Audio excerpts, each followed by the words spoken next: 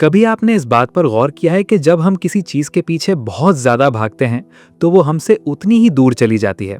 फर्ज करें आप किसी इंसान को हर वक्त टेक्स्ट करते हैं, हर घंटे अपना फोन चेक करते हैं कि शायद अभी रिप्लाई आ जाए, लेकिन सामने से बिल्कुल खामोशी रहती है।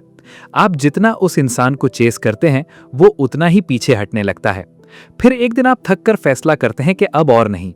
आप अपनी खुद की लाइफ पर फोकस करना शुरू कर देते हैं, अपना करियर, अपनी फिटनेस और अपनी मेंटल ग्रोथ पर ध्यान देते हैं। और अचानक कुछ हफ्तों बाद उसी इंसान का खुद मैसेज आ जाता है। क्या ये सिर्फ एक इत्तेफाक था या इसके पीछे कोई साइकोलॉजी का गहरा रूल काम कर रहा है? ये रूल सिर्फ किसी इंसान के साथ नहीं होता, बल्कि पैसे, कामयाबी और खुशी के साथ भी बिल्कुल ऐसा ही काम करता है। आज के दौर में हम सब किसी न किसी चीज का पीछा कर रहे हैं। कोई पैसे के पीछे भाग रहा है, कोई प्यार के पीछे, तो कोई दूसरों से वैलिडेशन और अटेंशन ढूंढ रहा है। हम सोचते हैं कि जितना मजबूती से हम किसी चीज को पकड़ कर रखेंगे वो उतनी ही जल्दी हमारी हो जाएगी, लेकिन नतीजा इसके बिल्कुल उलट निकलता है। इस चेजिंग की वजह से हमारी जिंदगी में सिर्फ स्ट्रेस, ओवरथिंकिंग और लो कॉन्फिडेंस रह जाता है। हम अंदर से नीडी और डेस्परेट बन जाते हैं। सच तो यह है कि जितना ज्यादा हम किसी रिजल्ट के साथ इमोशनली अटैच होते हैं, हम उतना ही बड़ा डर अपने अंदर पैदा कर लेते हैं। हम हर वक्त इस खौफ में रहते हैं कि अगर मुझे ये ना मिला तो क्या होगा, और यही डर उस अपॉर्चुनिटी को हमसे और दूर कर देता है। इस अजीब सी ह्यूमन साइकोलॉजी को समझने के लिए अमीलिया वास्केज ने एक बहुत गहरा कॉन्सेप्ट दिया है।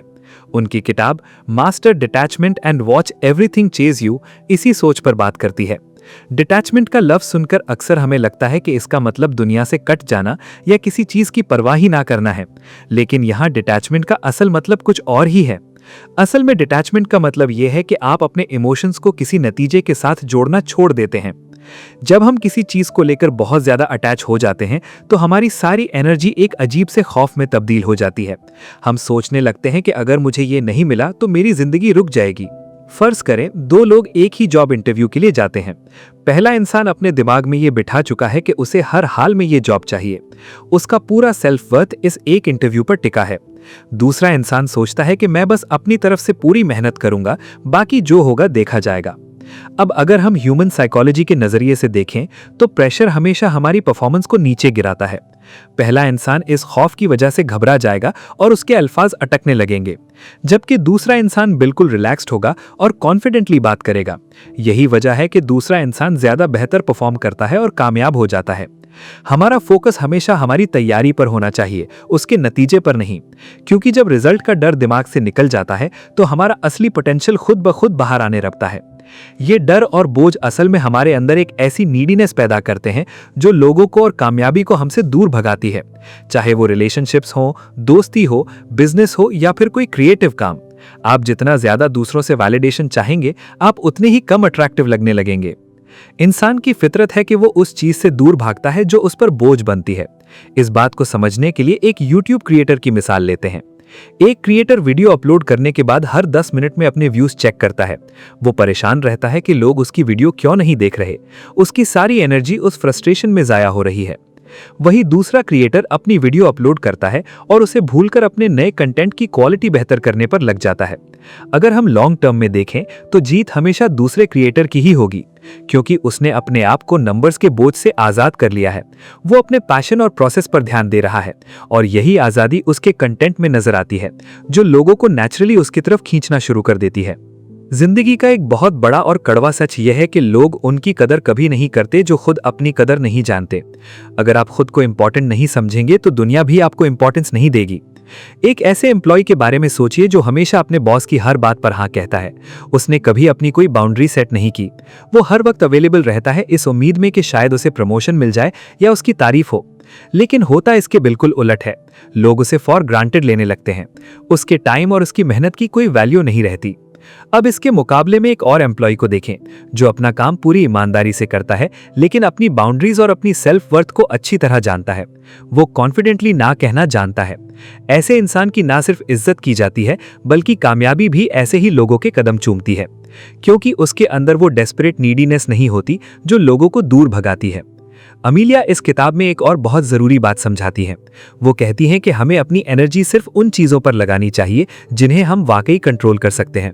हम अक्सर उन चीजों को बदलने की कोशिश में अंदर ही अंदर टूट जाते हैं जो हमारे हाथ में होती ही नहीं।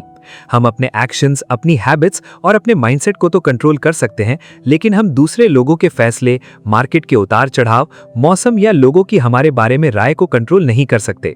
ये बिल्कुल ऐसा ही है जैसे कोई एग्जाम देने वाला स्टूडेंट सिर्फ इस बात पर परेशान होता रहे कि उसका पेपर कैसा आएगा। पेपर कैसा आएगा, एग्जामिनर स्ट्रिक्ट तो नहीं होगा, या पेपर चेक करने वाला किस मूड में होगा, जबकि उसका असल कंट्रोल सिर्फ उसकी अपनी मेहनत और पढ़ाई पर है। अगर वो अपनी सारी एनर्जी और फोकस अपनी तैयारी पर लगाए तो नतीजा खुद ब खुद बेहतर हो जाएगा। लेकिन अगर वो उन चीज़ों के बारे में सोचता रहेगा जो उसके हाथ में नहीं है, तो वो एंग्जाइटी का शिकार हो जाएगा और जो तैयारी उसने की होगी वो भी डर की वजह से खराब हो जाएगी। यहाँ पर अमीलिया एक और बहुत डीप साइकोलॉजिकल कॉन्सेप्ट समझाती हैं। वो है स्केर्सिटी और अबंडेंस माइंडसेट के दरमियान का फर्क। हम में से ज्यादातर लोग जिंदगी को स्केर्सिटी माइंडसेट के साथ जीते हैं।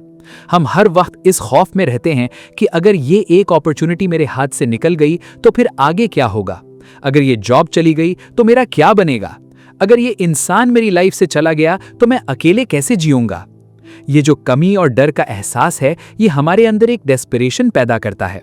हम उस एक चीज को इतनी जोर से पकड़ने की कोशिश करते हैं कि सामने वाले का दम घुटने लगता है और आखिर में वो चीज हमारे हाथों से फिसल ही जाती है। लेकिन इसके बिल्कुल उलट अबंडेंस माइंडसेट हमें यह सिखाता है कि इस दुनिया में अपॉर्चुनिटीज की कोई कमी नहीं है। अगर एक दरवाजा बंद होता है तो 10 नए दरवाजे खुल जाते हैं।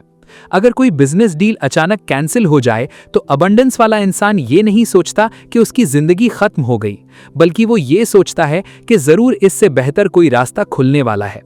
ये एक छोटी सी सोच हमारी पूरी एनर्जी को तब्दील कर देती है। अब यहाँ एक बहुत बड़ा सवाल पैदा होता है। ज्यादातर लोग सोचते हैं कि अगर हमने किसी चीज को लेट गो कर दिया तो इसका मतलब है कि हमने हिम्मत हार दी। उन्हें लगता है कि डिटैचमेंट का मतलब जिंदगी में सुस्त हो जाना या अपने ख्वाबों को छोड़ देना है। लेकिन साइकोलॉजी इस बात को बिल्कुल अलग तरीके से देखती है। डिटैचमेंट का मतलब अपने एम्बिशन को मारना नहीं है, बल्कि इसका असल मतलब यह है कि आप एक्शन पूरा लें, अपनी मेहनत में कोई कमी ना रखें, लेकिन उस नतीजे को अपनी खुशी और अपने सुकून का मालिक ना बनने दें।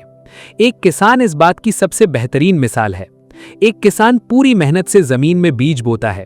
वो रोज सुबह उठकर उस बीज को पानी देता है, जमीन की देखभाल करता है और मौसम के हर असर से अपनी फसल को बचाता है।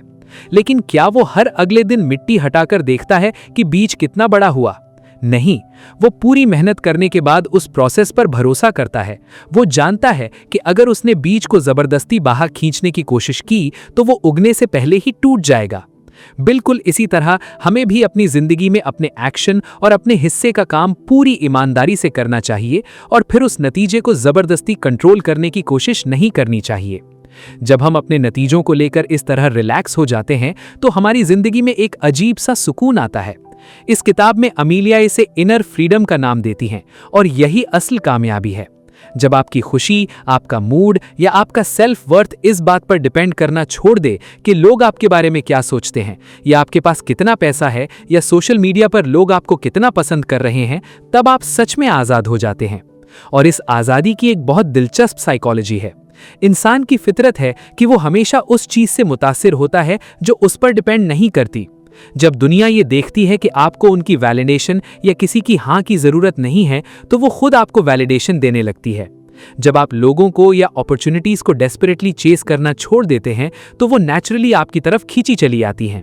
अगर हम इस कॉन्सेप्ट को थोड़ा और गहराई से देखें तो ऐसी ही बातें हमें साइकोलॉजी और ह्यूमन बिहेवियर की कुछ और बड़ी किताबों में भी मिलती हैं, जैसे मार्क मैनसन की किताब the subtle art of not giving a fuck.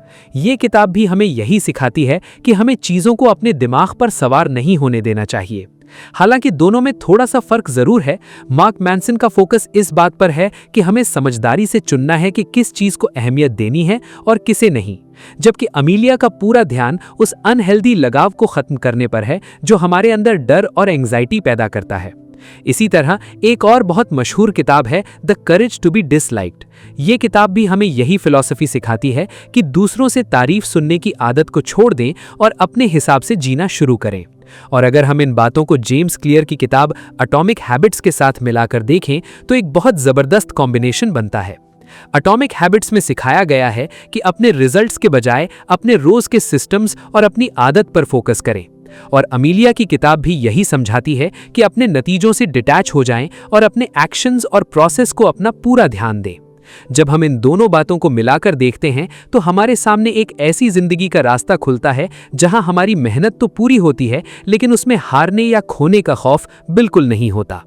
Amelia की ये किताब पढ़ने में बहुत आसान और दिलचस्प है। इसमें लिखी बातें और कॉन्सेप्ट्स शायद आपको लगे कि आपने पहले भी कहीं सुने हैं, क्योंकि डिटैचमेंट और अबंडेंस का जिक्र बहुत सी सेल्फ हेल्प किताबों में मिलता है। लेकिन इस किताब की सबसे खास बात इसका वो प्रैक्टिकल अंदाज है जो आपको सीधा आईना दिखाता है। यह आपको याद दिलाता है कि आप कहां खुद को गिरा रहे हैं और कहां आपको अपनी पकड़ ढीली करनी चाहिए। हाँ, अगर आप किसी बहुत डीप साइंटिफिक या साइकोलॉजिकल रिसर्च की तलाश में हैं तो शायद ये किताब आपको थोड़ी आम लगे। लेकिन अगर आप अपनी रोजमर्रा की जिंदगी, अपने रिश्तों और अपने करियर में एक सुकून और कॉन्फिडेंस लाना चाहते हैं तो ये एक बेहतरीन शुरुआत है। लेकिन यहाँ एक बहुत जरूरी बात समझना बाकी है। सिर्फ इन बातों को सुन लेना या इन पर थोड़ी देर सोच लेना कभी काफी नहीं होता। जब तक आप इन बातों को अपनी जिंदगी का हिस्सा नहीं बनाते, तब तक कोई किताब आपकी लाइफ चेंज नहीं कर सकती। अगर आप हर लेसन को प्रैक्टिकली अप्लाई करना चाहते हैं तो इस किताब को खुद जरूर पढ़ें। जब आप किताब के पन्नों पर नोट्स बनाते हैं, कुछ खास बातों को हाईलाइट करते हैं, तब वो बातें आपके सबकॉन्शियस माइंड में गहराई तक चली जाती हैं। याद रखिए कि सेल्फ हेल्प बुक्स तभी अपना असर दिखाती हैं जब उन पर असल में एक्शन लिया जाए। अगर आप इस किताब को डिटेल में पढ़ना चाहते हैं तो इसका लिंक डिस्क्रिप्शन में मौजूद है। अगर इन बातों ने आपकी सोच में थोड़ा सा भी पॉजिटिव चेंज लाया हो और आपको लगा हो कि आप भी किसी न किसी चीज को अननेसेसरीली चेज कर रहे थे, तो वीडियो को लाइक जरूर करें। और अगर आप ऐसी ही powerful book summaries, human psychology और लाइफ चेंजिंग बातें सुनना चाहते हैं तो पेज एक्स को सब्सक्राइब करें और बेल आइकन जरूर प्रेस करें। मिलते हैं नेक्स्ट वीडियो में, तब तक के लिए बाय बाय।